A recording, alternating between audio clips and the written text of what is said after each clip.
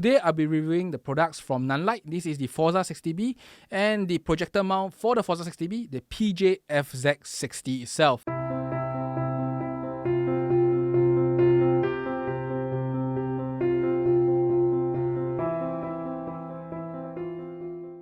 I'm Richard, welcome to ZP Productions. Before I start, I'd like to thank SR Revolution for loaning me this setup here to actually bring you this review. Now, this is a combination review for the Forza60b and the projector mount.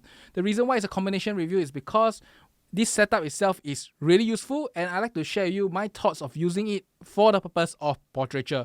Now, individually, they are nice components and I will cover it shortly in this video here.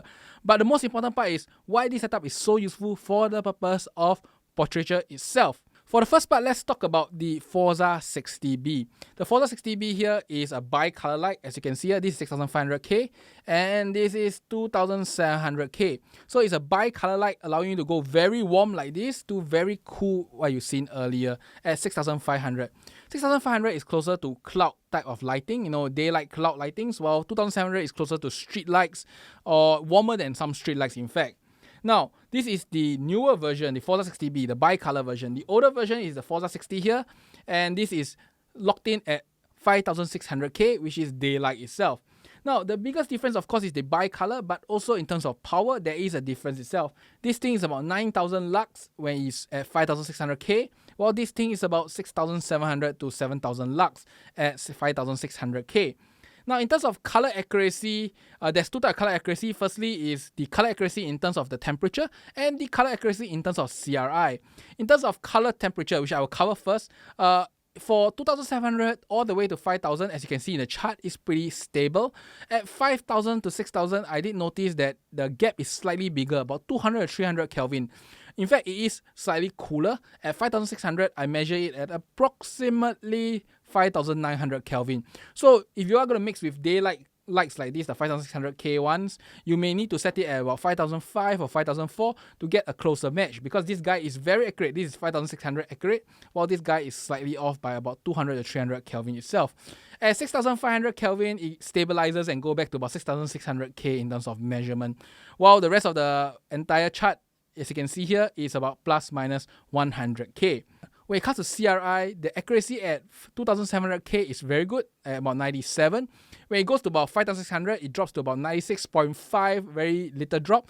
And then when you go to about 6005, it drops quite a lot to about 95 CRI for this Forza60b. So just to note, the accuracy of the light at its coolest end is not as good as its warmest end, and in the center, it is about okay. So that is pretty much the light itself. Now, there are some video functions such as effects, flickering bulbs, and what's not within the light itself. I won't talk about it. Those are video effects.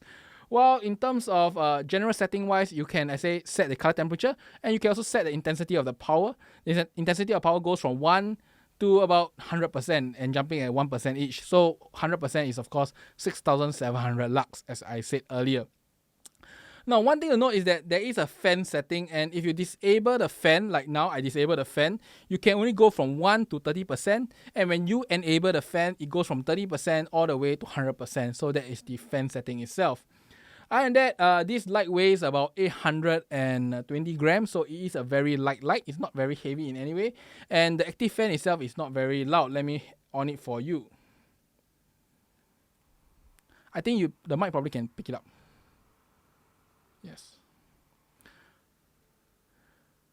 So one thing to note that the Nanlite Forza60 is not a variable fan. The moment you on the fan, it just runs at the speed you hear just now, and it remains at that speed regardless of whatever setting you set on the light itself. This is quite unlike the higher end lights by Aperture or by some other brands where they have, I think, some thermostats inside. For Nanlite, there is no thermostat. It's only on and off. So don't expect it to be variable in terms of its loudness or what. So you just control the fan according to what you need for the situation itself. That's pretty much it for the Forza60b. Now let's move on to the projector mount for the Forza60b itself. Now this is the projector mount for the Forza60b. It can only be used for the Forza60 series, including 60b and the normal Forza60. It cannot be used for almost anything else because the mount is pretty small. But with the small mount comes a very lightweight. This is only 1.5 kg, and it pretty much does what the big brothers of this mount does, allowing you to control such as the window of the light. So you can slit the light, as you can see on my table here. You can slit the light. or you can fully open it to have a round light. You can of course focus the light, as you can see here. You can focus the beam itself. And then you can slot things like gobos into the light itself and then put gels in front. So this is exactly the same as what you see in very high-end spot projectors.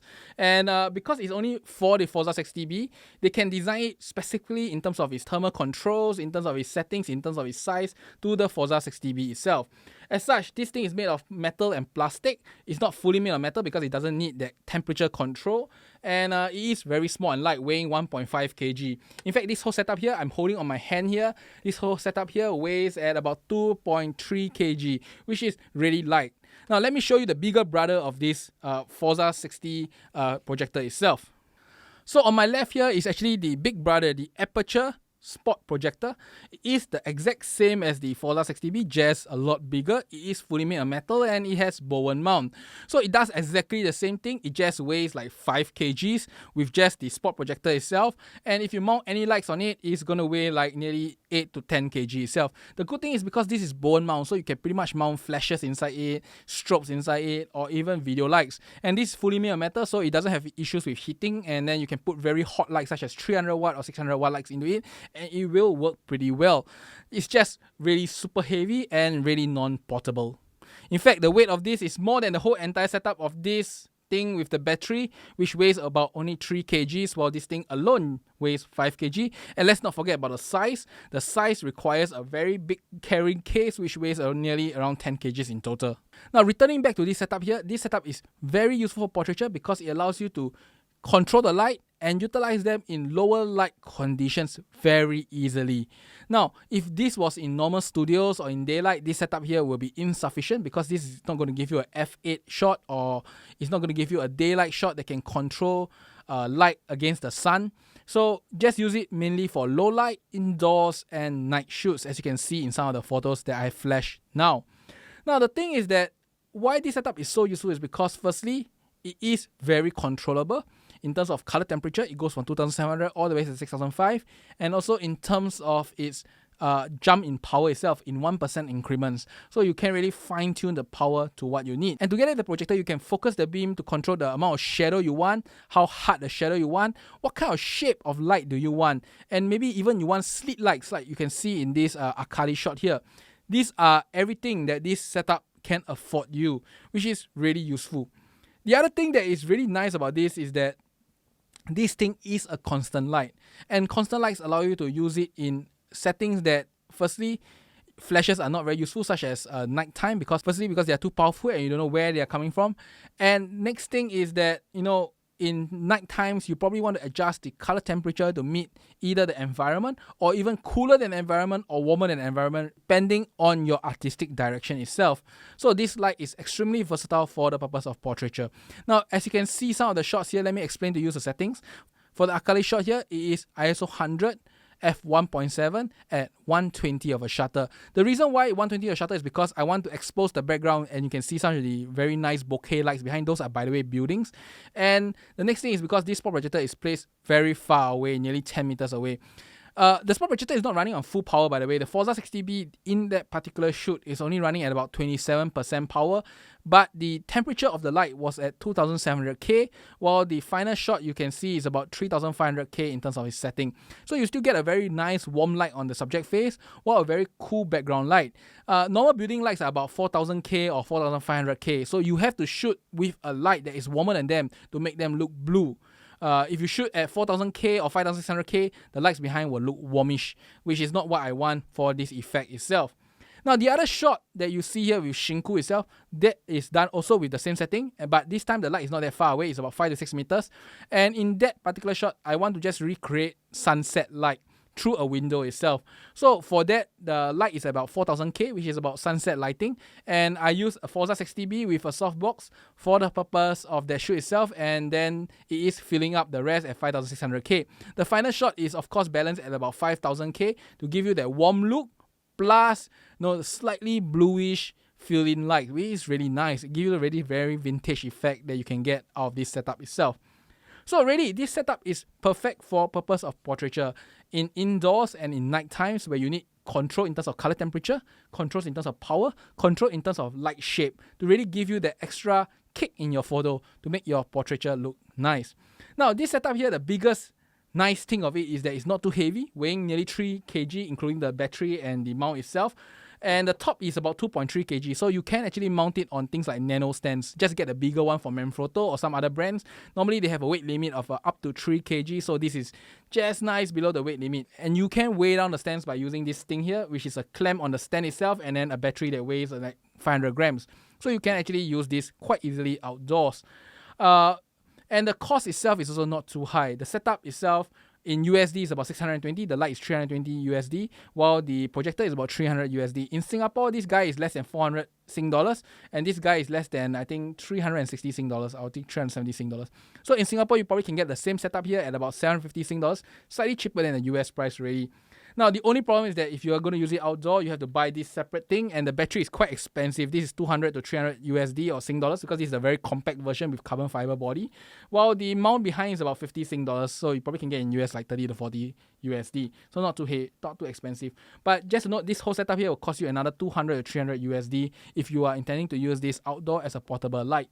All in all, I would say as this setup here is very versatile for the purpose of portraiture, and in terms of its capability, this is like a mini spot projector that you can get in almost every major brands, just that it is only built for the Forza60b, and which is a good thing because it is lighter, it is smaller, it can be made of composite plastic and metal that you can't otherwise do with proper spot projectors because those have to be used for 300, 500 or even 1000 watt lights.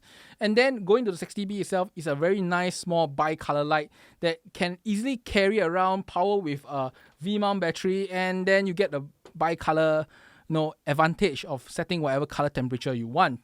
So all in all, this setup really is a fantastic thing if you are a portrait photographer and just want to add something different to your photos themselves. And that's about it for today really. I just want to really review this setup itself and why is it so useful for the purpose of portraiture. I highly recommend most photographers to at least try this setup once because it really gives you a different perspective on what you can do with lighting. Because traditional modifiers really can't give you very harsh shadows and they can't really give you these very nice controlled lights that this setup can do. And really when you use this setup really, you open your ability to do more interesting portraits that you will otherwise not be able to try out. And it doesn't cost you too much really. And that's about it for today. I hope you enjoy this. So this is like a half review, a little bit of tutorial, because really this setup is pretty much fantastic for the purpose of portraiture. And that's about it. I hope you enjoy this and I'll see you next time. Bye bye.